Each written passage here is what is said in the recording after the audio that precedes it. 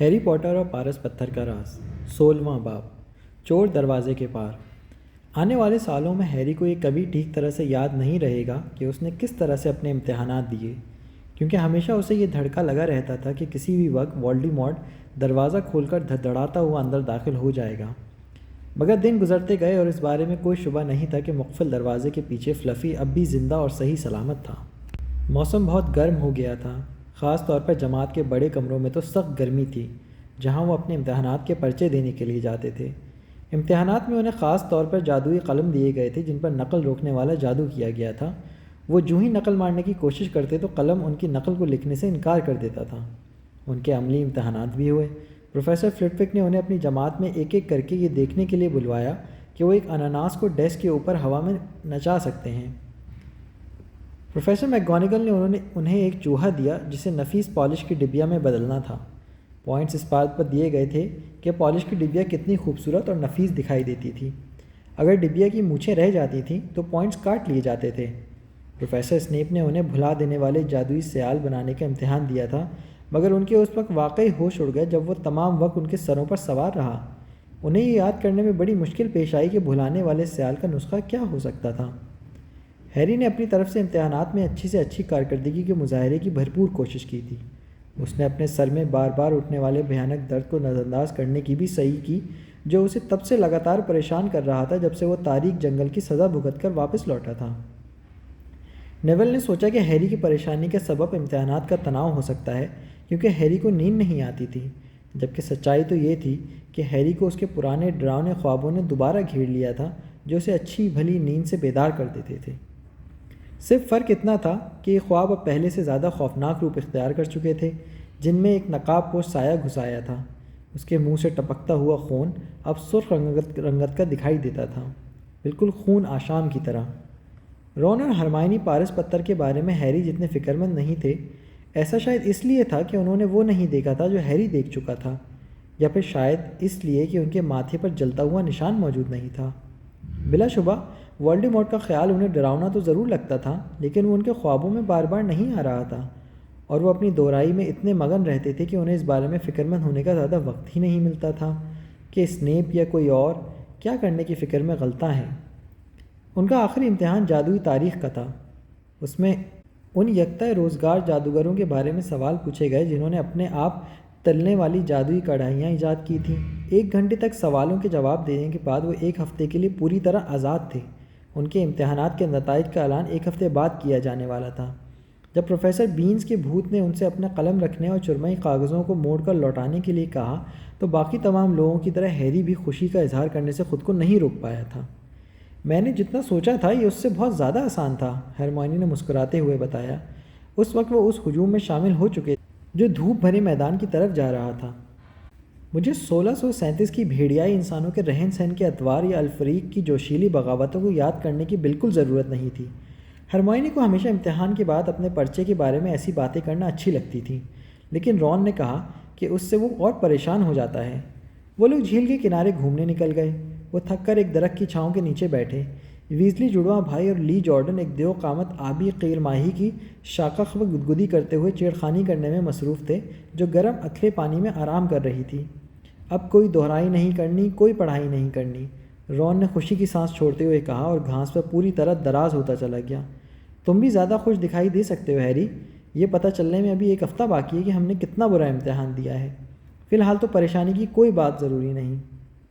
Harry اپنا ماتھا مسلسل مسل رہا تھا۔ کاش میں جان پاتا اس کا کیا مطلب ہے، وہ غصے سے تلملاتا ہوا بولا۔ میرا نشان لگاتار دکھ رہا ہے، یہ پہلے بھی ہو چکا ہے لیکن اتنا شدید درد پہلے کبھی نہیں ہوا جتنا کہ اب ہو رہا ہے۔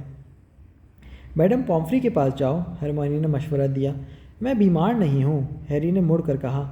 مجھے لگتا ہے کہ یہ کسی قسم کی خبردار کرنے کی علامت ہے، اس کا مطلب شاید یہ ہے کہ خطرہ قریب آ رہا ہے۔ رون زیادہ متحرک دکھائی نہیں دیا۔ موسم کافی گرم ہو رہا تھا۔ ہیری آرام کرو، ہرمائنی نے ٹھیک کہا تھا، جب تک ڈمبلڈور آس پاس ہیں تب تک پتھر بالکل محفوظ ہے۔ ویسے بھی ہمارے پاس اس بات کا کوئی ثبوت نہیں ہے کہ اسنیپ نے فلفی کو عبور کرنے کا طریقہ جان لیا ہے۔ وہ ایک بار اپنی ٹانگ زخمی کروا چکا ہے، اس لیے اب وہ جلد بازی سے دوبارہ کوشش نہیں کرے گا۔ ہیگرڈ ڈمبلڈور کو دھوکہ دے یہ اسی وقت ممکن ہے جب نیول انگلینڈ کی ٹیم میں شامل ہو کر کوئڈچ میچ کھیلنا شروع کر دے۔ ہیری نے سر ہلایا، لیکن اسے ایک خیال لگاتار پریشان کر رہا تھا۔ ایسا کچھ تھا، کچھ بے حد غیر معمولی تھا جو وہ کرنا بھول گیا تھا۔ جب اس نے اس کا ذکر ہرمائنی سے کیا تو وہ بولی، یہ محض امتحانات کا تناؤ ہے۔ میں گزشتہ رات اٹھی اور روا روی میں تبدیلی حیت کے نوٹس پڑھتی رہی۔ کافی دیر کے بعد مجھے احساس ہوا کہ میں اس مضمون کا امتحان تو دے چکی ہوں۔ ہیری کو یقین تھا کہ اسے پریشان کرنے والا خیال کا پڑھائی سے کوئی واسطہ نہیں تھا۔ تبھی اس کی نظر ایک الو پر پڑی جو نیلے آسمان میں اسکول کی طرف اڑتا ہوا جا رہا تھا۔ اس کے منہ میں خط دبا ہوا تھا۔ ہیگرڈ ہی اکلوتا شخص تھا جو اسے ہمیشہ خط بھیجا کرتا تھا۔ ہیگرڈ کبھی ڈمبلڈور کو دھوکہ نہیں دے گا۔ ہیگرڈ کبھی کسی کو یہ نہیں بتائے گا کہ کس طرح فلفی کو عبور کیا جا سکتا ہے، کبھی نہیں۔ لیکن ہیری اچانک اچھل کر اپنے پیروں پر کھڑا ہو گیا۔ تم کہیں جا رہے ہو کیا؟ رون نے سستی بھرے انداز میں پوچھا۔ میرے دماغ میں ابھی ایک خیال آیا ہے، ہیری نے عجلت میں کہا۔ اس کا چہرہ سفید پڑ گیا تھا۔ ہمیں چل کر ہیگرڈ سے ملنا ہوگا، ابھی اسی وقت۔ کیوں؟ ہرمائنی نے ہانپتے ہوئے پوچھا، کیونکہ ہیری کے ساتھ چلنے کے لیے اسے بہت تیز چلنا پڑ رہا تھا۔ کیا تمہیں نہیں لگتا کہ یہ عجیب بات ہے؟ ہیری نے گھاس کی ڈھلوان پر تیزی سے چڑھتے ہوئے کہا۔ ہیگرڈ سب سے بڑھ کر جس چیز کی خواہش رکھتا تھا وہ ڈریگن کی پرورش تھی، اور ایک اجنبی آتا ہے جو اپنی جیب میں ڈریگن کا انڈا لیے گھوم رہا ہے۔ اگر یہ واقعی جادوگروں کے خلاف قانون ہے تو کتنے لوگ اپنی جیب میں ڈریگن کے انڈے لے کر ادھر ادھر گھومتے ہوں گے؟ کیا تمہیں ایسا نہیں لگتا کہ اس کی قسمت اچھی تھی جو ہیگرڈ مل گیا؟ یہ میں نے پہلے کیوں نہیں سمجھا؟ تمہارے دماغ میں کون سا خیال آیا ہے؟ رون نے جلدی سے پوچھا۔ شاید وہ اس کی بات سے کوئی مطلب اخذ نہیں کر پایا تھا۔ ہیری نے اس کی بات انسنی کرتے ہوئے میدان میں قریباً دوڑ لگا دی تھی اور اس نے کوئی جواب نہیں دیا تھا۔ ہیگرڈ اپنے گھر کے باہر آرام دہ کرسی پر دھنسا ہوا بیٹھا تھا اور اس کی پتلون اور بازو اوپر چڑھے ہوئے تھے۔ وہ ایک بڑے کٹورا گود میں رکھے مٹر چھیل رہا تھا۔ ہیلو ہیری، اس نے مسکراتے ہوئے ان کا استقبال کیا۔ امتحانات ختم ہو گئے؟ اب تو مشروب پینے کے لیے وقت ہونا چاہیے۔ بالکل ہے، رون نے جلدی سے کہا، مگر ہیری اس کی بات بیچ میں سے اچک لی۔ نہیں، ہم ذرا جلدی میں ہیں ہیگرڈ، مجھے تم سے کچھ پوچھنا ہے۔ تمہیں وہی رات یاد ہے جب تم نے ناربٹ کھیل میں جیتا تھا؟ جس اجنبی کے ساتھ تم نے تاش کھیلی تھی وہ کیسا دکھائی دیتا تھا؟ معلوم نہیں، ہیگرڈ نے تعجب بھرے انداز میں جواب دیا۔ اس نے اپنا چوغا نہیں اتارا تھا۔ وہ ان تینوں کی طرف تعجب بھری نگاہوں سے دیکھ رہا تھا۔ اس نے اپنی تیوریاں چڑھائیں۔ یہ اتنا عجیب نہیں ہے، ہاکس ہیڈ یعنی کہ گاؤں کا شراب خانہ، وہاں بہت سے عجیب قسم کے لوگ آتے رہتے ہیں۔ وہ ڈریگن کا بیوپاری ہو سکتا ہے، اور کیا؟ میں نے اس کا چہرہ بالکل نہیں دیکھا کیونکہ اس نے ایک بار بھی اپنی نقاب نہیں ہٹائی تھی۔ تمہاری اس سے کس بارے میں باتیں ہوئی تھیں ہیگرڈ؟ کیا تم نے ہاگورڈ کا ذکر کیا تھا؟ ہیری مٹر کے کٹوروں کے پاس بیٹھ گیا۔ ہو سکتا ہے، ہیگرڈ نے سوچتے ہوئے کہا۔ یاد کرنے کی کوشش میں اس کی بھویں پھڑک رہی تھیں۔ ہاں، اس نے پوچھا تھا کہ میں کیا کرتا ہوں اور میں نے اسے بتایا تھا کہ میں یہاں چوکیداری پر مامور ہوں۔ اس نے مجھ سے تھوڑی معلومات بھی لی تھیں کہ میں کس قسم کے جانوروں کی دیکھ بھال کرتا ہوں۔ میں نے اسے بتایا کہ میں ہمیشہ سے جو چیز سچ مچ چاہتا ہوں وہ ایک ڈریگن کی پرورش تھی۔ اور پھر مجھے زیادہ اچھی طرح سے یاد نہیں ہے کیونکہ وہ مجھے لگاتار مشروب خرید کر پلاتا رہا، دیکھو۔ اور ہاں، پھر اس نے کہا کہ اس کے پاس ڈریگن کا انڈا ہے اور اگر میں چاہوں تو اس کے لیے تاش کی ایک بازی لگا سکتا ہوں، لیکن اسے یہ یقین کروانا ہوگا کہ میں اس کی دیکھ بھال کر سکتا ہوں۔ وہ نہیں چاہتا تھا کہ ڈریگن کسی گندے گھر میں جائے۔ اس پر میں نے اسے بتایا کہ فلفی کے بعد ڈریگن کو سنبھالنا کوئی مشکل بات ثابت نہیں ہوگی۔ اور کیا اس نے فلفی میں دلچسپی ظاہر کی تھی؟ ہیری نے اپنی آواز کو دباتے ہوئے کہا۔ وہ خود کو پرسکون رکھنے کی پوری کوشش کر رہا تھا۔ ہاں، آپ کو ہاگورڈ کے آس پاس بھی 3 سروں والے کتے دیکھنے کو کہاں ملتے ہیں؟ اس لیے میں نے اسے بتایا کہ فلفی کسی کمیاب چیز سے کم نہیں ہے، بشرطے کہ آپ اسے مطمئن کرنے کا ہنر جانتے ہوں۔ بس اس کے سامنے موسیقی کا کوئی عمدہ سا سر چھیڑ دیں اور وہ چپ چاپ سو جائے گا۔ ہیگرڈ یہ کہہ کر یکدم رک گیا۔ اس کا چہرہ دہشت زدہ دکھائی دینے لگا۔ مجھے تمہیں یہ نہیں بتانا چاہیے تھا، بھول جاؤ میں نے کیا کہا تھا۔ ارے تم لوگ کہاں جا رہے ہو؟ ہیری، رون اور ہرمائنی ایک دوسرے سے تب تک بالکل نہیں بولے جب تک وہ بڑے ہال میں آ کر رک نہیں گئے۔ بڑا ہال میدان کے مقابلے میں بے حد ٹھنڈا اور پرسکون تھا۔ ہمیں ڈمبلڈور کے پاس جانا چاہیے، ہیری نے جلدی سے کہا۔ ہیگرڈ نے اس اجنبی کو بتا دیا ہے کہ فلفی کو پار کیسے کیا جائے، اور وہ نقاب پوش آدمی یا تو اسنیپ تھا یا پھر وولڈیمورٹ۔ ایک بار ہیگرڈ کو شراب میں دھت کرنے کے بعد یہ کام آسان رہا ہوگا۔ مجھے بس یہی امید ہے کہ ڈمبلڈور ہمارے یقین کر لیں۔ اگر بان نہیں روکے گا تو فارنزے ہماری بات کی تصدیق کر سکتا ہے۔ ڈمبلڈور کا دفتر کس طرف ہے؟ انہوں نے بڑے ہال میں چاروں طرف اس طرح دیکھا جیسے وہ یہ امید لگائے بیٹھے ہوں کہ کوئی بڑا سائن بورڈ دکھائی دے گا جس پر دفتر کی سمت کے بارے میں صاف لکھا ہوگا۔ ان لوگوں کو یہ کبھی نہیں بتایا گیا تھا کہ ڈمبلڈور کہاں رہتے تھے، نہ ہی وہ ایسے کسی طالب علم کو جانتے تھے جو پہلے کبھی ان سے ملنے کے لیے گیا ہو۔ ہمیں صرف ہیری نے بولنا شروع کیا، لیکن اچانک ہال کے پار ایک آواز گونجی، تم تینوں اندر کیا کر رہے ہو؟ یہ پروفیسر میکگونیگل تھی جن کے ہاتھ میں بہت سی کتابیں دبی ہوئی تھیں۔ ہم پروفیسر ڈمبلڈور سے ملنا چاہتے ہیں، ہرمائنی نے تھوڑی بہادری کا مظاہرہ کرتے ہوئے کہا۔ کم از کم ہیری اور رون کو تو ایسا ہی محسوس ہوا۔ پروفیسر ڈمبلڈور سے؟ پروفیسر میکگونیگل نے دہرایا جیسے ایسا کرنا بہت ضروری کام تھا۔ کیوں؟ ہیری نے تھوک نکلا۔ اب کیا کیا جائے؟ یہ راز کی بات ہے، اس نے ہمت باندھ کر کہا، مگر اگلے ہی لمحے اسے احساس ہو گیا تھا کہ اسے یہ نہیں کہنا چاہیے تھا، کیونکہ پروفیسر میکگونیگل کے نتھنے پھڑکنے لگے۔ پروفیسر ڈمبلڈور 10 منٹ پہلے جا چکے ہیں، انہوں نے سرد لہجے میں کہا۔ انہیں جادوئی وزارت دفتر سے فوراً بلاوا آیا تھا۔ ایک ہنگامی الو نے مطلع کیا تھا اور پھر وہ بلا تاخیر اڑان بھر کر لندن روانہ ہو گئے ہیں۔ وہ چلے گئے؟ ہیری کا چہرہ یخلق فک پڑ گیا۔ اس وقت؟ پوٹر، پروفیسر ڈمبلڈور بہت بڑے جادوگر ہیں، ان کے پاس بہت کام رہتے ہیں، پروفیسر میکگونیگل نے کرخ لہجے میں جواب دیا۔ لیکن یہ بیحد اہم ہے، تم جو کہنا چاہتے ہو، کیا وہ دفتر جادوئی وزارت سے بھی زیادہ اہم ہے پوٹر؟ دیکھیے، ہیری نے احتیاط کو ہوا میں اڑاتے ہوئے کہا، پروفیسر یہ پارس پتھر کے بارے میں ہے۔ پروفیسر میکگونیگل نے جو امید باندھی ہو وہ کم از کم یہ تو نہیں تھی۔ کتابیں ان کے ہاتھ سے چھوٹ کر زمین پر جا گریں اور ان کی آنکھیں پھٹی رہ گئیں۔ انہوں نے جھک کر اپنی کتابیں اٹھانے کی کوشش بالکل نہیں کی۔ تمہیں کیسے پتہ؟ ان کے منہ سے لاشعوری انداز میں نکلا۔ پروفیسر میں سوچتا ہوں، میں جانتا ہوں کہ کوئی پتھر چرانے کی کوشش کر رہا ہے، مجھے پروفیسر ڈمبلڈور سے بات کرنا ہی ہے، ہیری نے بتایا۔ پروفیسر میکگونیگل نے ہیری کی طرف صدمے اور شک کے ملے جلے تاثرات سے دیکھا۔ پروفیسر ڈمبلڈور کل واپس لوٹ آئیں گے، انہوں نے اپنا آخری فیصلہ سناتے ہوئے کہا۔ میں نہیں جانتی کہ تمہیں پتھر کے بارے میں کیسے پتہ چلا، مگر فکر مند ہونے کی ضرورت نہیں، اسے کوئی نہیں چرا سکتا، اس کی حفاظت کے شکنجے بےحد مضبوط ہیں۔ پروفیسر، ہیری نے کچھ کہنا چاہا۔ پوٹر، میں جانتی ہوں کہ میں کیا کہہ رہی ہوں، انہوں نے اس کی بات کاٹتے ہوئے کہا۔ وہ جھکی اور اپنی گری ہوئی کتابیں اکٹھی کرنے لگی۔ میں یہ مشورہ دوں گی کہ تم لوگ باہر جاؤ اور سورج کی تمازت میں تسکین حاصل کرو، مگر انہوں نے ایسا بالکل ہی نہیں کیا۔ یہ آج رات ہی ہونے والا ہے، ہیری نے جلدی سے یہ اس وقت کہا جب اسے پوری طرح یقین آ گیا تھا کہ پروفیسر میکگونیگل کافی دور پہنچ چکی ہوگی۔ ان کے قدموں کی چاپ بالکل سنائی نہیں دے رہی تھی۔ اسنیپ آج رات چور دروازے سے اندر جائے گا، اس نے وہ ہر چیز معلوم کر لی ہے جس کی اسے ضرورت ہے، اور اب اس نے ڈمبلڈور کو بھی راستے سے ہٹا دیا ہے۔ اسی نے وہ خط بھیجا تھا، اور یہ بات پورے وثوق سے کہہ سکتا ہوں کہ جب ڈمبلڈور وہاں پہنچیں گے تو دفتر وزارت سچ مچ چونک اٹھے گا۔ لیکن ہم کیا کر؟ ہرمائنی کی سانسیں وہیں رک گئیں۔ ہیری اور رون پیچھے گھومے، وہاں پروفیسر اسنیپ کھڑے تھے۔ سلام دوپہر، اس نے ملائمیت کے ساتھ کہا۔ وہ اسے محض گھورتے رہے۔ اتنے سہانے موسم میں آپ لوگوں کو اندر نہیں ہونا چاہیے۔ اس کے چہرے پر عجیب طرح کی مسکراہٹ تیر رہی تھی اور آنکھوں میں چمک دکھائی دی۔ ہم لوگ، ہیری نے کچھ بولنا چاہا مگر وہ یہ نہیں جانتا تھا کہ اسے کیا کہنا ہے۔ تمہیں زیادہ محتاط رہنا چاہیے پوٹر، اسنیپ نے جلدی سے کہا۔ اس طرح اندر گھسے رہنے سے لوگ یقیناً یہی سمجھیں گے کہ تم کوئی بدماشی کرنے جا رہے ہو۔ گریفنڈور اب مزید پوائنٹس گنوانے کی حالت میں نہیں ہے نا؟ ہیری کا چہرہ یکدم سرخ ہو گیا۔ وہ باہر جانے کے لیے مڑا، لیکن پروفیسر اسنیپ نے انہیں واپس بلا لیا۔ میں دوبارہ خبردار کر رہا ہوں پوٹر، اگر کبھی رات کے وقت باہر گھومتے ہوئے پکڑے گئے تو میں تمہیں اسکول سے باہر نکلوا کر ہی دم لوں گا۔ امید ہے کہ دن اچھا گزرے گا۔ اسنیپ اسٹاف روم کی سمت میں بڑھ گیا۔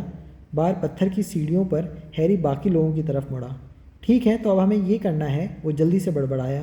ہم میں سے ایک کو اسنیپ پر نظر رکھنا ہوگی، اسٹاف روم کے باہر انتظار کرنا ہوگا، اور اگر وہ کہیں جائے تو اس کا تعاقب کرنا ہوگا۔ تو اس کام کے لیے ہرمائنی تم زیادہ موزوں رہوگی۔ میں ہی کیوں؟ ہرمائنی نے تیوریاں چڑھا کر کہا۔ یہ صاف ظاہر ہے، رون نے جلدی سے کہا۔ تم یہ ڈھونگ کر سکتی ہو کہ تم پروفیسر فلٹوک کا انتظار کر رہی ہو، اس نے اونچی آواز میں اس کی نقل اتارتے ہوئے کہا۔ اوہ پروفیسر فلٹوک، میں بہت گھبرا رہی ہوں، مجھے لگتا ہے میرا 14واں سوال غلط ہو گیا ہے۔ اوہ ہو، چپ ہو جاؤ، ہرمائنی نے تل ملا کر کہا۔ ٹھیک ہے، میں کروں گی۔ وہ اسنیپ پر نظر رکھنے کے لیے تیار ہو گئی تھی۔ اور بہتر ہوا کہ ہم لوگ تیسری منزل کی راہداری کے باہر رہیں، ہیری نے کہا۔ تو پھر چلو، رون نے سر ہلا کر کہا، مگر منصوبے کا یہ حصہ بری طرح ناکام ہو کر رہ گیا۔ جیسے ہی وہ لوگ اس دروازے تک پہنچے جو فلفی کو اسکول کے دوسرے حصے سے الگ کرتا تھا، پروفیسر میکگونیگل وہاں آ گئی، اور اس بار وہ آپے سے باہر ہو گئیں۔ مجھے لگتا ہے کہ تم سوچتے ہو کہ تم لوگوں سے پیچھا چھڑانا جادوئی کلمات سے زیادہ ماورا کام ہے، وہ طوفانی انداز میں گرجتی ہوئی بولی، بے وقوفی کی بھی حد ہوتی ہے۔ اگر مجھے پتہ چلا کہ تم لوگ دوبارہ اس جگہ کے پاس بھی آئے ہو تو میں گریفنڈور کے 50 پوائنٹ کم کر دوں گی ویزلی، اپنے فریق کے پوائنٹس۔ ہیری اور رون نڈھال قدموں سے واپس گریفنڈور ہال میں چلے گئے۔ ہیری نے اتنا ہی کہا کہ کم از کم ہرمائنی تو اسنیپ کے پیچھے ہی ہے۔ اسی وقت تصویر کے سوراخ سے ہرمائنی اندر داخل ہو گئی۔ اس کا چہرہ اترا ہوا دکھائی دے رہا تھا۔ مجھے افسوس ہے ہیری، اس نے بلکتے ہوئے کہا۔ اسنیپ باہر نکل آیا اور اس نے مجھ سے پوچھا کہ میں وہاں کیا کر رہی ہوں۔ جب میں نے اسے بتایا کہ میں فلٹوک کا انتظار کر رہی ہوں تو اسنیپ نے انہیں بلانے چلا گیا اور میں بس ابھی نکل پائی ہوں۔ میں نہیں جانتی کہ اسنیپ کہاں چلا گیا۔ تو یہ معاملہ ہے نا؟ ہیری نے کہا۔ اس کا چہرہ زرد ہو رہا تھا اور آنکھوں میں غیر معمولی چمک بڑھ رہی تھی۔ وہ دونوں سے اسے محض گھورتے رہے۔ میں آج رات کو وہاں جاؤں گا اور پتھر کو پہلے حاصل کرنے کی کوشش کروں گا۔ تم پاگل ہو گئے ہو کیا؟ رون گھبرائے ہوئے انداز میں بولا۔ تم ایسا نہیں کر سکتے، ہرمائنی نے جلدی سے کہا۔ میکگوناگل اور اسنیپ نے جو کچھ کہا ہے اس کے بعد بھی تمہیں اسکول سے نکال دیا جائے گا؟ اس سے کیا فرق پڑتا ہے؟ ہیری چیخ کر بولا۔ کیا تمہاری سمجھ میں نہیں آ رہا ہے؟ اگر اسنیپ اس پتھر کو چرا لے گا تو وولڈیمورٹ واپس آ جائے گا۔ کیا تم نے سنا نہیں کہ تب ماحول کیسا تھا جب وہ اپنی سلطنت بنانے کی کوشش کر رہا تھا؟ پھر کوئی ہاگورڈ نہیں رہے گا جہاں سے کسی کو نکالا جا سکے۔ وہ اسے ملیا میٹ کر دے گا یا پھر تاریک جادو سکھانے والی درسگاہ میں تبدیل کر دے گا۔ کیا تمہاری سمجھ میں یہ نہیں آ رہا ہے کہ اب پوائنٹس گنوانے سے کوئی فرق نہیں پڑتا؟ کیا تمہیں لگتا ہے کہ اگر گریفنڈور ہاؤس کب جیت لے گا تو وہ تمہیں اور تمہارے خاندانوں کو چھوڑ دے گا؟ اگر مجھے پتھر پانے سے پہلے پکڑ لیا گیا تو مجھے ڈرسلی خاندان کے پاس جانا پڑے گا اور وہاں بیٹھ کر وولڈیمورٹ کا انتظار کرنا پڑے گا۔ میں آج رات چور دروازے کے پار جا رہا ہوں اور تم دونوں چاہے جو کہو، میں رکنے والا ہرگز نہیں۔ تمہیں یاد ہے وولڈیمورٹ نے میرے والدین کو مارا ہے؟ اس نے ان کی طرف تمتماتے ہوئے گھورا۔ تم ٹھیک کہہ رہے ہو ہیری، ہرمائنی دھیمی آواز میں بولی۔ میں اپنا غیبی چوغا پہن کر جاؤں گا، ہیری نے کہا۔ میری قسمت اچھی تھی جو یہ مجھے واپس مل گیا۔ کیا یہ ہم تینوں کو چھپا لے گا؟ رون نے پوچھا۔ کیا ہم تینوں کو؟ ہیری چونک پڑا۔ چھوڑو بھی، تم نے یہ کیسے سوچ لیا کہ ہم تمہیں تنہا چھوڑ دیں گے؟ رون نے کہا۔ بالکل نہیں، ہرمائنی مستحکم لہجے میں بولی۔ تم نے یہ کیسے سوچ لیا کہ تم ہمارے بغیر ہی پتھر تک پہنچ جاؤ گے؟ بہتر ہوگا کہ میں جاؤں اور اپنی کتابیں ایک بار پھر دیکھ لوں، شاید ان میں سے کوئی کام کی چیز مل جائے۔ اگر ہم پکڑے گئے تو تم دونوں کو بھی اسکول سے نکال دیا جائے گا، ہیری تلملایا۔ اگر میرے ہاتھ میں ہو تو ایسا نہیں ہوگا، ہرمائنی نے گھمبیرتا سے کہا۔ پروفیسر فلٹوک نے مجھے خفیہ طور پر آگاہ کیا ہے کہ مجھے ان کے امتحان میں 112 امتحانی نمبر ملے ہیں۔ اس کے بعد وہ لوگ مجھے باہر نہیں نکال سکتے۔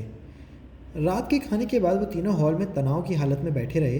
کسی نے انہیں تنگ نہیں کیا۔ ویسے بھی گریفنڈور کا کوئی طالب علم ہیری سے بات نہیں کرتا تھا۔ یہ پہلی رات تھی جب وہ اس بات سے بالکل پریشان نہیں ہوا۔ ہرمائنی اپنے نوٹس پلٹ رہی تھی اور امید کر رہی تھی کہ جن جادوئی چٹکلوں اور کلمات کا مقابلہ کرنے وہ جا رہی ہے وہ اس کے پڑھے ہوئے ثابت ہوں۔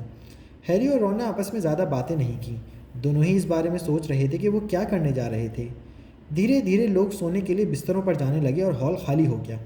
بہتر ہوگا کہ تم چوغا لے آؤ، رون نے سرگوشی کرتے ہوئے کہا۔ جب لی جارڈن آخر کار انگڑائی اور جمائی لیتا ہوا وہاں سے چلا گیا تو ہیری اوپر والی منزل پر اپنے اندھیرے کمرے کی طرف بھاگا۔ اس نے غیبی چوغا باہر نکالا، تبھی اس کی نگاہ اس بانسری پر پڑی جو ہیگرڈ نے اسے کرسمس پر دی تھی۔ اس نے فلفی پر استعمال کرنے کے لیے اسے اپنی جیب میں ڈال لیا۔ اس وقت نغمہ چھیڑنے کے لیے ذرا سا بھی موقع نہیں تھا۔ وہ واپس ہال کی طرف بھاگتا ہوا لوٹ آیا۔ ہم چوکے کو یہیں پر اوڑھ لیتے ہیں تاکہ یہ ثابت ہو جائے کہ یہ ہم تینوں کو ڈھانپ سکتا ہے یا نہیں۔ اگر فلچ کو ہم میں سے کسی کے بھی پاؤں بغیر بدن کے چلتے ہوئے دکھائی دیے۔ تم کیا کر رہے ہو؟ کمرے کے کونے سے ایک آواز ابھری۔ ایک کرسی کے پیچھے سے نیول ظاہر ہوا۔ اس کے ہاتھ میں اس کا مینڈک ٹریور پکڑا ہوا تھا جو پھر سے آزاد ہونے کی کوشش کر رہا تھا۔ کچھ نہیں نیول، کچھ نہیں، ہیری نے جلدی سے کہا اور چوغے کو جلدی سے اپنی کمر کے پیچھے چھپا لیا۔ نیول ان کے چور چہروں کو گھور رہا تھا۔ تم پھر باہر جا رہے ہو؟ اس نے دھیمے سے کہا۔ نہیں نہیں نہیں، ہم کہیں نہیں جا رہے، ہرمائنی نے تیزی سے کہا۔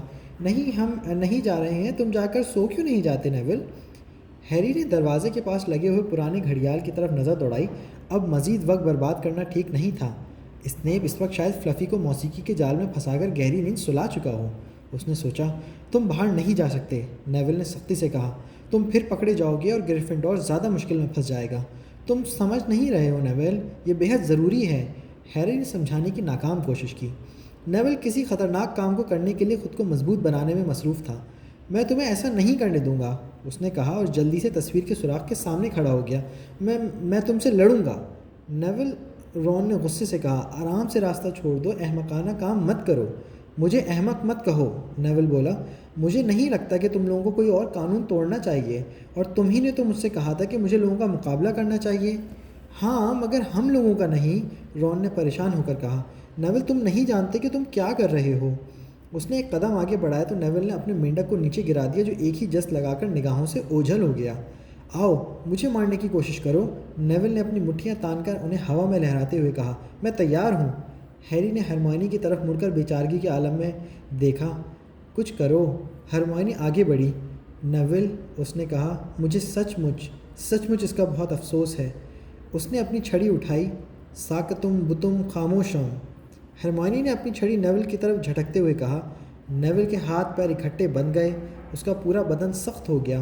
وہ جہاں کھڑا تھا وہیں سے جھولا اور پھر چہرے کے بل نیچے فرش پر جا گرا، بالکل لکڑی کے تنکے کی طرح۔ ہرمائنی نے بھاگ کر اسے سیدھا کیا۔ نیول کے جبڑے جڑ گئے تھے، اس لیے وہ بول بھی نہیں سکتا تھا، صرف اس کی آنکھیں کھلی ہوئی تھیں اور ان کی طرف دہشت سے دیکھ رہی تھی۔ تم نے اس کے ساتھ کیا کیا ہے؟ ہیری نے سہمے ہوئے لہجے میں پوچھا۔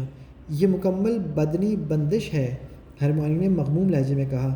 اوہ نیول، مجھے بے حد افسوس ہے، امید ہے کہ تم مجھے معاف کر دو گے۔ اور کوئی چارہ نہیں تھا نیول، سمجھانے کے لیے ہمارے پاس وقت نہیں ہے، ہیری بولا۔ تم بعد میں سمجھ پاؤ گے نیول، رون نے تعصب بھرے لہجے میں کہا۔ پھر انہوں نے اسے راستے سے اٹھا کر ایک آرام دہ کرسی کے پہلو میں فرش پر لٹا دیا، جہاں سے وہ ان تینوں کو دیکھ نہیں سکتا تھا۔ وہ اس کی نظروں سے اوجھل ہو کر دروازے کے پاس پہنچے اور انہوں نے اپنا غیبی چوغا اوڑھ لیا۔ نیول کو فرش پر بندھے ہوئے چھوڑنا انہیں اپنی مہم کے آغاز پر اچھی شروعات کا شگن نہیں لگ رہا تھا۔ وہ اتنے پریشان تھے کہ ہر مجسمے کا سایہ انہیں فلج کی طرح دکھائی دے رہا تھا، اور ان کی طرف آتا ہوا ہوا کا ہر جھونکا انہیں پیپس کی آواز محسوس ہو رہا تھا۔ پہلی سیڑھیوں پر چڑھتے ہوئے انہوں نے دیکھا کہ مسز نورس اوپر کی طرف گھوم رہی تھی۔ اچھا ہوگا کہ میں اسے لات مار دوں، صرف ایک بار، رون نے ہیری کے کان میں سرگوشی کی، لیکن ہیری نے اپنا سر نفی میں ہلایا۔ جیسے ہی وہ مسز نورس کے قریب سے محتاط انداز میں گزرے، اسی وقت اس نے اپنی لالٹین جیسی زرد آنکھیں ان کی طرف موڑ دیں، لیکن کچھ ہوا نہیں۔ انہیں تب تک کوئی اور نہیں ملا جب تک وہ تیسری منزل کی سیڑھیوں تک نہیں پہنچ گئے۔ شرارتی بھوت پیپس بیچ راستے میں لٹکا ہوا کھڑا تھا اور قالین کو ڈھیلا کرنے میں مصروف تھا تاکہ لوگ اس پر سے پھسل سکیں۔ جب وہ اس کی طرف بڑھے تو اس نے اچانک کہا، کون ہے؟ اس نے اپنی سیاہ پتلی کو سکوڑتے ہوئے ان کی طرف دیکھا۔ حالانکہ میں تمہیں دیکھ نہیں سکتا، مگر یہ بخوبی جانتا ہوں کہ تم یہاں ہو۔ کیا تم چھلاوے ہو یا پھر بھوتنے ہو، یا پھر کوئی ننھی درندہ صفت طالب علم؟ وہ ہوا میں اوپر اٹھا اور وہاں تیرتے ہوئے ان کی طرف گھورتا رہا۔ اگر کوئی غیبی لباس میں پہن کر گھوم رہے ہو تو فلچ کو بتانا چاہیے، مجھے یقیناً اسے باخبر کر دینا چاہیے، پیپس نے خود کلامی کرتے ہوئے کہا۔ ہیری کے دماغ میں اچانک ایک ترکیب بجلی کی طرح کوندی۔ پیپس، اس نے گھوڑے جیسی ہنہاتی ہوئی آواز میں کہا، میں بلڈی بیرن ہوں اور کسی اہم ضرورت کے پیش نظر غیبی حالت میں گھوم رہا ہوں۔ پیپس کو اتنی بری طرح جھٹکا لگا کہ وہ اچھل کر لگ بھگ زمین پر جا گرا، مگر اگلی ہی ساتھ میں اس نے خود کو سنبھال لیا اور سیڑھیوں سے 1 فٹ اوپر تیرنے لگا۔ بہت افسوس ہے، آپ کی خونخواری کو سمجھ نہیں پایا بلڈی بیرن جناب، اس نے خوشامدی انداز میں چاپلوسی کرنے کی کوشش کی۔ میری غلطی ہے، میں نے آپ کو نہیں دیکھا، ظاہر ہے میں نہیں دیکھ سکتا ہوں، آپ غیبی حالت میں جو ہیں۔ پیپس کے چھوٹے سے مذاق کو معاف کر دیجئے جناب، مجھے یہاں پر کچھ کام ہے پیپس، ہیری پھٹے بانس جیسی آواز میں غرایا۔ اس جگہ سے آج رات دور ہی رہو تو اچھا ہوگا۔ میں ایسا ہی کروں گا جناب، میں بلا شبہ ایسا ہی کروں گا، امید ہے کہ آپ کا کام کامیابی سے ہمکنار ہوگا، میں آپ کو پریشان نہیں کروں گا، پیپس نے دوبارہ ہوا میں اوپر اٹھتے ہوئے کہا اور پھر وہاں تیزی سے چلا گیا۔ بہت عمدہ ہیری، رون نے سرگوشی کی، اس کی آواز فرط مسرت سے کانپ رہی تھی۔ کچھ دیر بعد وہ لوگ وہاں پہنچ گئے، تیسری منزل کی راہداری کے باہر، اور دروازہ پہلے سے ہی تھوڑا کھلا ہوا تھا۔ یہ دیکھو، اسنیپ پہلے ہی فلفی کو عبور کر چکا ہے، ہیری نے پریشانی کے عالم میں کہا۔ کھلے دروازے کو دیکھ کر اچانک ان تینوں کو احساس ہوا کہ ان کے سامنے کتنا بڑا خطرہ کھڑا تھا۔ چوغے کے اندر ہی ہیری ان دونوں کی طرف مڑا۔ اگر تم واپس جانا چاہو تو میں تمہیں مورود الزام نہیں ٹھہراؤں گا، ہیری نے دونوں سے کہا۔ تم جوغا واپس لے جا سکتے ہو، مجھے اب اس کی ضرورت نہیں ہے۔ بے وقوفی کی باتیں مت کرو، رون نے تلخی سے کہا۔ ہم بھی ساتھ چلیں گے، سمجھ گئے نا، ہرمائنی نے ناگواری سے کہا۔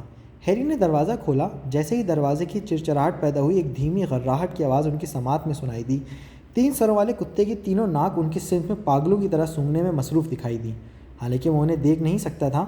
اس کے پیروں میں کیا ہے؟ ہرمائنی نے چونک کے سرگوشی کی۔ ایسا لگتا ہے جیسے کوئی بڑا بربط ہے، رون نے دھیمی آواز میں کہا۔ اسنیپ اسے یہاں چھوڑ گیا ہوگا، جیسے ہی موسیقی بجنا بند ہوگی یہ اسی پل جاگ جائے گا، تو پھر موسیقی شروع، ہیری نے بتایا، اور اس نے ہیگرڈ کی دی ہوئی بانسری کو اپنے ہونٹوں سے لگا لیا اور اس میں پھونک ماری۔ سچ کہا جائے تو یہ کوئی سریلی دھن نہیں تھی، لیکن موسیقی کی پہلی تان سے ہی جانور کی آنکھیں بوجھل ہوتی ہوئی دکھائی دینے لگیں۔ ہیری نے سانس تک نہیں لی۔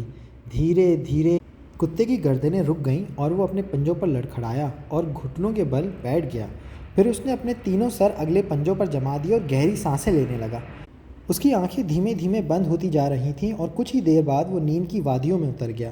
بجاتے رہو، رون نے ہیری کو خبردار کرتے ہوئے کہا۔ جب وہ چوکے سے باہر نکل کر چور دروازے کی طرف بڑھے، کتے کے دیو ہیکل سروں کے پاس سے گزرتے ہوئے اس کی گرم بدبودار سانس کو بخوبی محسوس کر سکتے تھے۔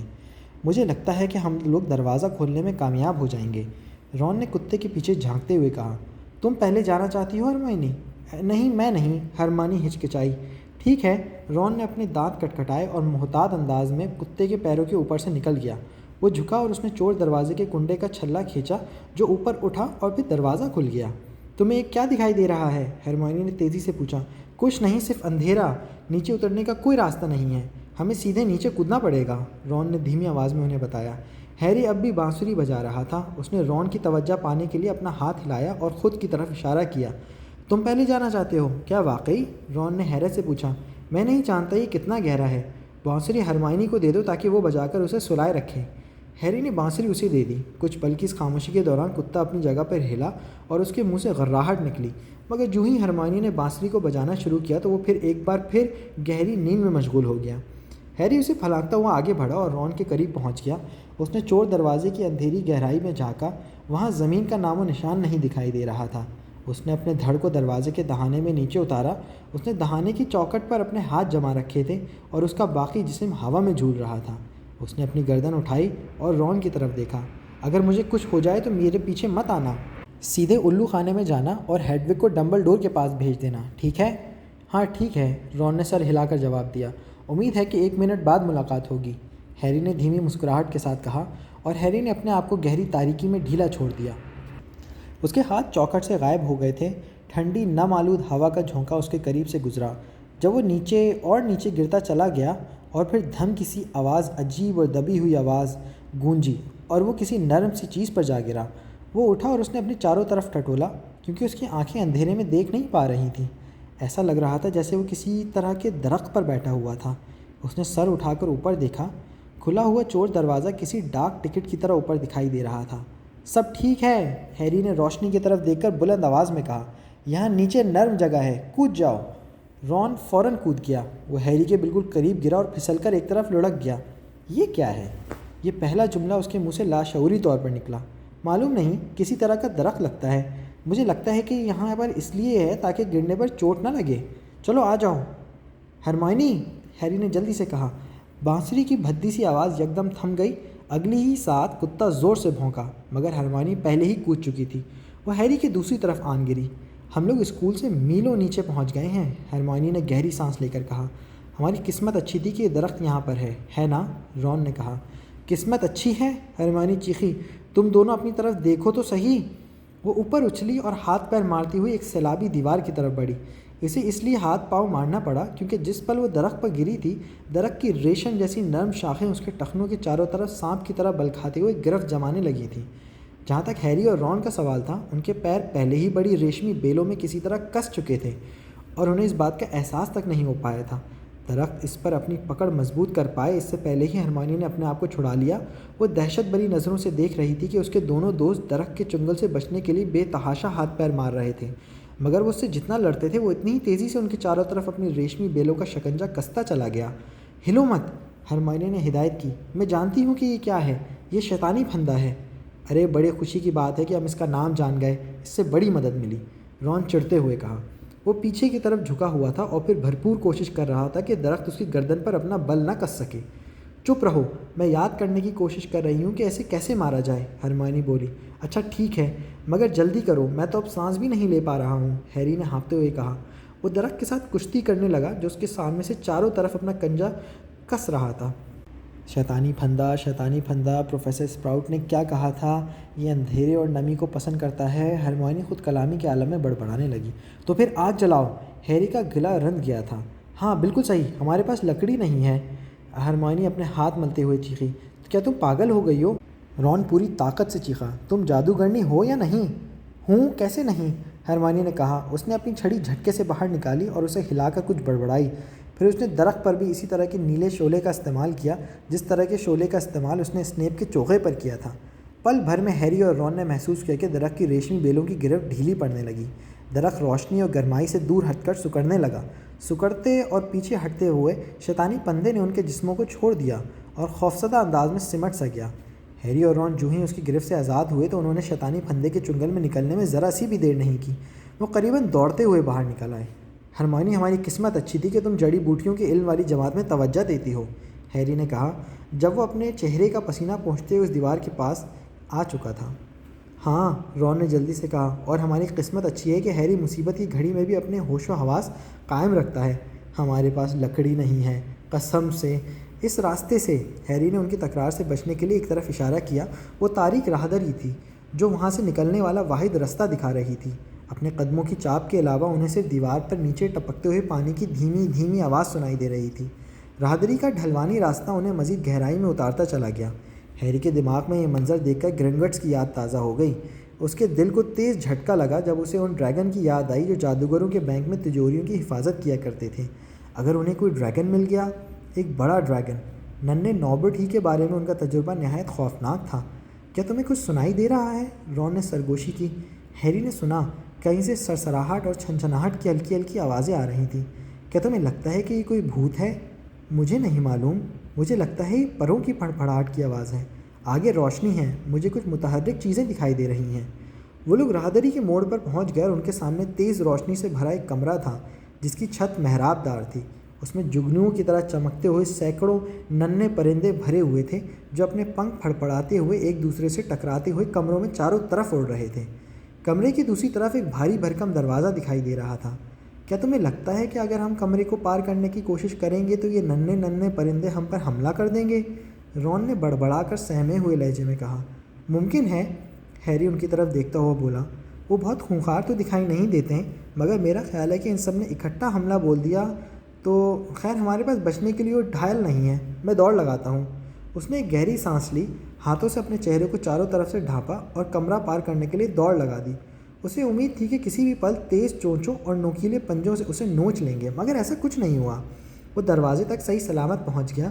اس نے دروازے کو دستے کو اپنی طرف کھینچا مگر اس پر تو بڑا سا تالا لگا ہوا تھا۔ باقی دونوں بھی اس کے پیچھے آئے۔ انہوں نے دروازے کو کھینچا اور دھکا دیا مگر وہ ہلنے کے لیے بھی تیار نہیں تھا۔ تب بھی کچھ نہیں ہوا جب ہرمائنی نے اپنی جادوئی کلمے سے تالا کھولنے کی کوشش کی۔ اب کیا کریں؟ رون نے سہمے ہوئے لہجے میں کہا۔ یہ پرندے یہ یہاں صرف سجاوٹ کے لیے تو نہیں ہو سکتے، ہرمائنی نے کہا۔ انہوں نے اوپر اڑتے ہوئے پرندوں کی طرف دیکھا۔ وہ چمک رہے تھے مگر کیا چمک رہا تھا؟ یہ پرندے نہیں ہیں، ہیری نے اچانک سے کہا۔ یہ چابیاں ہیں، پنکھ لگی چابیاں۔ دھیان سے دیکھو۔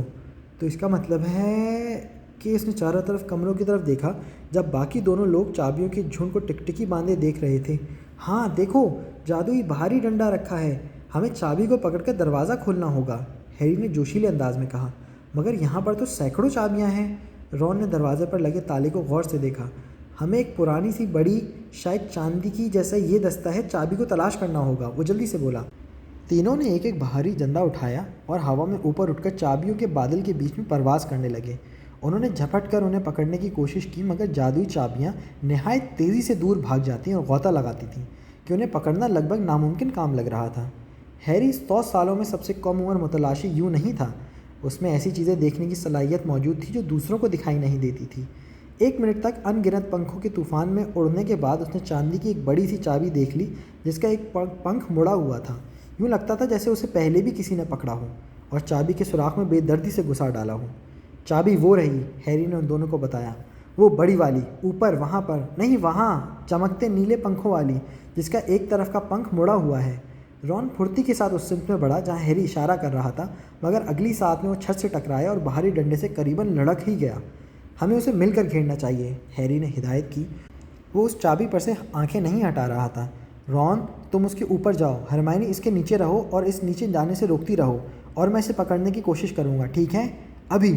رون نے غوطہ لگایا، ہرمائنی اوپر کی طرف اچھلی، چابی نے ان دونوں کو چکما دیا اور ہیری اس کے ٹھیک پیچھے چل دیا۔ وہ دیوار کی طرف تیزی سے اڑی، ہیری آگے کی طرف جھک گیا اور ایک براق کسی تیز آواز کے ساتھ اس نے ایک ہاتھ سے دیوار پر دبوچ لیا۔ رون اور ہرمائنی کی خوشی سے چہکتی ہوئی آواز محرابی کمرے میں چاروں طرف گونجنے لگی۔ وہ تیزی سے نیچے اترے اور ہیری دروازے کی طرف بھاگا۔ چابی اس کے ہاتھ میں بری طرح پھڑپڑا رہی تھی۔ اس نے چابی کو تالے کے سوراخ میں ڈالا اور گھمایا۔ کلک کی آواز سنائی دی اور تالا کھل گیا۔ جو ہی ہیری کا ہاتھ چابی سے ہٹا تو چابی پھڑپڑاتی ہوئی تالے میں سے نکلی اور ایک بار پھر ہوا میں اڑنے لگی۔ وہ زخمی محسوس ہو رہی تھی کیونکہ اسے 2 بار پکڑا جا چکا تھا۔ اس کے نرم و نازک پنکھ مسلے گئے تھے۔ تیار ہو؟ ہیری نے دروازے کے دستے پر اپنا ہاتھ جماتے ہوئے پوچھا۔ دونوں نے اپنا سر ہلایا اور پھر ہیری نے جھٹکے کے ساتھ دروازے کا دستہ کھینچ دیا۔ دروازے کی دوسری طرف گھپ اندھیرا چھایا ہوا تھا، کچھ سجھائی نہیں دے رہا تھا، مگر جو ہی انہوں نے دروازہ پار کیا اور فرش پر قدم رکھے یکدم چکا چوند روشنی پھیل گئی۔ وہ ایک کمرہ تھا مگر بیحد عجیب، انہوں نے ایسا منظر پہلے کبھی نہیں دیکھا تھا۔ وہ لوگ شطرنج کی بساط کے کنارے پر مہروں کے بالکل پیچھے کھڑے تھے جو سبھی ان سے کئی فٹ اونچے تھے۔ ایسا لگ رہا تھا جیسے انہیں کالے پتھر سے تراش کر بنایا گیا ہو۔ ان کے سامنے کمرے میں کافی فاصلے پر سفید مہروں کی قطار کھڑی دکھائی دے رہی تھی۔ یہ سب منظر دیکھ کر ہیری، رون اور ہرمانی کانپ کر رہ گئے۔ اونچے سفید مہروں کے سر نہیں تھے۔ اب ہم کیا کریں گے؟ ہیری گہری سانس لیتا ہوا بولا۔ یہ صاف ظاہر ہے نہیں کیا؟ رون نے غور کرتے ہوئے کہا۔ اس کمرے سے باہر جانے کے لیے ہمیں بازی کھیلنا ہی پڑے گی۔ سفید مہروں کے بالکل پیچھے انہیں ایک اور دروازہ دکھائی دے رہا تھا۔ ہم کیسے کھیل سکتے ہیں؟ ہرمانی کچھ سمجھ نہیں پا رہی تھی۔ جہاں تک میرا خیال ہے ہمیں شطرنج کی مہرے بننا پڑے گا، رون نے بتایا۔ وہ ایک سیاہ گھوڑے کے پاس گیا اور اس نے گھوڑے کو چھونے کے لیے ہاتھ بڑھایا۔ اسی لمحے پتھر میں جان پڑ گئی اور گھوڑے نے ہنہنا کر زمین پر اپنے ٹاپے مارے۔ گھڑ سوار نے اپنے آپ کو سیدھا کیا اور نیچے جھک کر رون کی طرف دیکھا۔ کیا ہمیں پار جانے کے لیے آپ کے ساتھ شامل ہونا پڑے گا؟ رون نے پوچھا۔ سیاہ گھڑ سوار نے اس بات میں سر ہلایا۔ رون باقی دونوں کی طرف متوجہ ہوا۔ اس کے لیے سوچنا ہوگا، اس نے کہا۔ مجھے لگتا ہے کہ ہمیں 3 سیاہ مہروں کی جگہ لینی ہوگی۔ ہیری اور ہرمیونی اطمینان سے کھڑے رہے تاکہ رون سوچ سمجھ کر کسی فیصلے تک پہنچ سکے۔ وہ دونوں رون کے چہرے کے اتار چڑھاؤ دیکھتے رہے۔ آخرکار رون بولا، اب تم لوگ برا مت ماننا مگر تم دونوں کو ہی اتنی اچھی شطرنج نہیں آتی۔ ہم برا نہیں مانیں گے، ہیری نے جلدی سے کہا۔ ہمیں صرف یہ بتا دو کہ ہمیں کرنا کیا ہے۔ ٹھیک ہے، ہیری تم اس رخ کی جگہ لے لو اور ہرمیونی تم اس کے پہلو میں اس فیل کی جگہ پر چلی جاؤ۔ رون نے ہاتھ کی انگلی سے اشارہ کیا۔ اور تم؟ میں گھوڑا بنوں گا، رون نے فیصلہ کن لہجے میں جواب دیا۔ ایسا لگا جیسے شطرنج کے مہرے اس کی باتیں سن سکتے تھے کیونکہ رون کے فیصلے کے فوراً بعد سیاہ مہروں میں سے ایک گھوڑے، ایک فیل اور ایک رخ نے اپنا چہرہ موڑا اور بساط سے نیچے اتر گئے۔ وہ ان کے مطلوبہ خانے خالی کر چکے تھے۔ ان خالی خانوں میں ہیری، رون اور ہرمیونی تینوں کھڑے ہو گئے۔ شطرنج میں سفید مہرے ہمیشہ پہلی چال چلتے ہیں، رون نے کہا اور بساط کو دیکھا۔ دیکھو، ایک سفید پیادہ 2 گھر آگے بڑھ آیا تھا۔ رون نے سیاہ مہروں کو ہدایت دینا شروع کر دی۔ مہرے چپ چاپ وہاں چلتے جاتے جہاں وہ انہیں بھیجتا رہا۔ ہیری کے گھٹنے کانپ رہے تھے کہ اگر انہیں شکست ہو گئی تو پھر کیا ہوگا۔ ہیری، دائیں طرف 4 گھر ترچھے چلو۔ انہیں پہلا اصلی جھٹکا اس وقت لگا جب ان کا دوسرا گھوڑا وزیر کی زد میں آ گیا۔ سفید وزیر آگے بڑھا اور اس نے اسے دونوں ہاتھوں سے پکڑ کر بری طرح پٹخا اور پھر بساط سے اچھال کر باہر پھینک دیا۔ سیاہ گھوڑا دھماکے کی آواز کے ساتھ بساط کے باہر گرا اور اوندھے منہ ساکت ہو گیا۔ میں نے جان بوجھ کر ایسا کیا، رون نے بتایا جو تھوڑا ڈگمگایا ہوا دکھائی دے رہا تھا۔ اس سے تم رخ کو مار سکتی ہو ہرمیونی، آگے بڑھو۔ ہر بار جب بھی ان کا کوئی مہرہ پٹ جاتا تھا تو سفید مہرے ذرا سی بھی رحم دلی کا مظاہرہ نہیں کرتے تھے۔ جلدی دیوار کے پاس بے ہوش سیاہ مہروں کی قطار لگ گئی۔ 2 بار رون نے بروقت یہ دیکھ لیا تھا کہ ہیری اور ہرمیونی خطرے میں تھے۔ وہ خود بساط پر کودتا ہوا گیا اور اس نے لگ بھگ اتنے ہی سفید مہروں کو کھیل سے باہر نکال دیا جتنے سیاہ مہرے باہر ہو چکے تھے۔ ہم قریباً کھیل کے خاتمے تک پہنچ گئے ہیں، رون نے اچانک اعلان کیا۔ مجھے سوچنے دو، مجھے ذرا سوچنے دو۔ سفید وزیر نے اپنا الجھا ہوا چہرہ اس کی طرف موڑا۔ ہاں، رون نے دھیمی آواز میں کہا، یہاں واحد راستہ یہی ہے، مجھے کھیل سے باہر ہونا پڑے گا۔ نہیں، ہیری اور ہرمیونی ایک ساتھ چلائے۔ اسے پٹتے ہوئے نہیں دیکھ سکتے تھے۔ یہ شطرنج ہے، رون نے پلٹ کر مستحکم لہجے میں کہا۔ کچھ پانے کے لیے کچھ کھونا بھی پڑتا ہے۔ میں ایک قدم آگے بڑھاؤں گا اور وزیر مجھے پیٹ ڈالے گا، اس کے بعد تم بادشاہ کو شہ مات دے سکو گے ہیری۔ مگر ہیری نے کچھ بولنا چاہا۔ تم اسنیپ کو روکنا چاہتے ہو یا نہیں؟ رون، دیکھو، اگر تم جلدی نہیں کرو گے تو وہ پتھر پر پہلے قبضہ کر لے گا۔ اس کے علاوہ اور کوئی چارہ نہیں تھا۔ تیار؟ رون نے پوچھا۔ اس کا چہرہ زرد ہو رہا تھا مگر امید سے بھرپور تھا۔ میں چلتا ہوں، اور ہاں، ایک بار تم جیت جاؤ تو زیادہ دیر مت لگانا۔ وہ آگے بڑھا اور سفید وزیر کی زد میں آ کے کھڑا ہو گیا۔ سفید وزیر نے اس پر جھپٹا مارا۔ اس نے رون کے سر پر اپنے پتھر کے ہاتھ سے اتنا تیز وار کیا کہ وہ فرش پر لڑک گیا۔ ہرمیونی چیخی مگر وہ اپنے خانے سے باہر نہ نکل پائی۔ سفید وزیر نے رون کو گھما کر ایک طرف پھینک دیا۔ ایسا لگ رہا تھا جیسے وہ بے ہوش ہو گیا ہو۔ کانپتے ہوئے ہیری بائیں طرف 3 گھر کے آگے بڑھا۔ سفید بادشاہ نے اپنا تاج اتارا اور ہیری کے قدموں میں ڈال دیا۔ وہ جیت گئے تھے۔ شطرنج کے مہرے سر جھکاتے ہوئے الگ ہٹ گئے۔ آگے جانے والے راستہ اب کھلا تھا۔ رون کی طرف ایک بار پھر فکرمندی سے دیکھنے کے بعد ہیری اور ہرمائنی بھاگتے ہوئے دروازے کی طرف بڑھے اور دروازہ پار کر گئے۔ سامنے ایک راہداری تھی۔ کیا ہوگا اگر وہ ہرمائنی پریشانی سے بڑبڑائی؟ اسے کچھ نہیں ہوگا، ہیری نے خود کو تسلی دینے کی کوشش کرتے ہوئے کہا۔ تمہیں کیا لگتا ہے کہ آگے کیا ہوگا؟ ہم نے پروفیسر اسپراؤٹ کے جادوئی حصار کو پار کر لیا ہے، یعنی شیطانی پھندا۔ پروفیسر فلٹوک نے چابیوں کا گورکھ دھندا پھیلایا تھا۔ پروفیسر میگونگل نے شطرنج کے مہروں کو زندہ کرنے کے لیے ان کا روپ بدلا ہوگا۔ اب کوئرل کا جادو بچتا ہے اور اسنیپ کا۔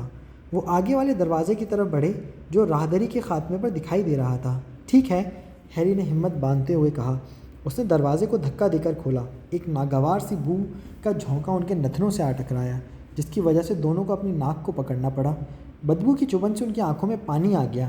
انہوں نے اپنی آنکھیں مسل کر دیکھا، سامنے فرش پر ایک دیو ہیکل تورال لیٹا ہوا تھا۔ اس تورال سے بے حد بڑا تھا، جس نے ہیلوئین کے دن اس کا سابقہ پڑا تھا۔ اس تورال کے سر پر خون بھرا ایک گھومڑ چمک رہا تھا اور اس کی آنکھیں بند تھیں۔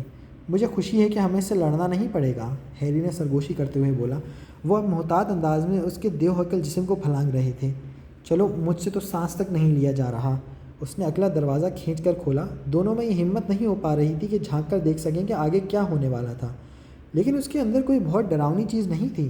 صرف ایک بڑی میز تھی جس پر 7 الگ الگ قسم کی بوتلیں ایک قطار میں رکھی ہوئی دکھائی دی۔ اسنیپ کا جادو، ہیری نے کہا، مگر ہمیں کیا کرنا ہوگا؟ انہوں نے جیسے ہی دہلیز پار کی، ان کے پیچھے والے دروازے کے سامنے آگ جلنے لگی۔ دونوں نے مڑ کر دیکھا، واپسی کا راستہ بند کر دیا گیا تھا۔ یہ کوئی عام سی آگ نہیں تھی، بلکہ ارغوانی رنگت کی آگ تھی۔ اسی طرح آگے جانے والے دروازے کے سامنے سیاہ خوفناک شعلے بھڑک اٹھے۔ وہ بری طرح پھنس چکے تھے۔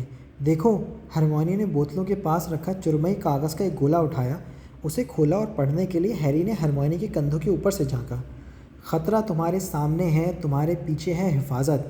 اگر تلاش کر پاؤ تو ہم میں سے 2 کریں گے تمہاری حقیقی مدد۔ ہم 7 میں سے 1 لے جائے گی تمہیں آگے، دوسری پینے والے کو لے جائے گی واپس پیچھے۔ ہم میں سے 2 میں بھری ہے صرف عقربی شراب، ہماری قطار میں سے 3 میں ہے موت چھپی ہوئی۔ چن لو، اگر تم یہاں پر ہمیشہ کے لیے نہیں رہنا چاہتے۔ انتخاب میں مدد کے لیے ہم دیتے ہیں یہ 4 سوراخ۔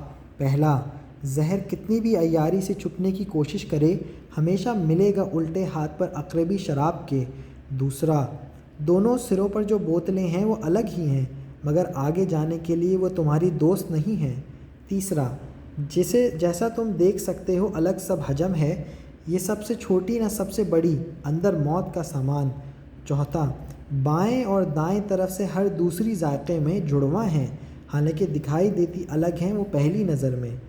ہرمائنی نے ایک گہرا سانس سے آ بھری اور ہیری یہ دیکھ کر حیران رہ گیا کہ وہ مسکرا رہی تھی۔ یہ وہ آخری چیز ہو سکتی تھی جو وہ اس وقت کرنے جا رہے تھے۔ بہت خوب، ہرمائنی نے کہا، یہ جادو نہیں، یہ ذہانت کا امتحان ہے۔ یہ ایک معمہ ہے، بہت ہی پیچیدہ پہیلی ہے، دلچسپ منطق ہے۔ کافی بہادر جادوگر اس مقام پر پہنچ کر پھنس جاتے ہیں کیونکہ بہادری سے علم استدلال تو حاصل نہیں ہوتا، یہ تو حاضر دماغی اور ذہانت کا کام ہے۔ اور ہم بھی تو پھنس چکے ہیں ہرمائنی، ہیری نے جلدی سے کہا۔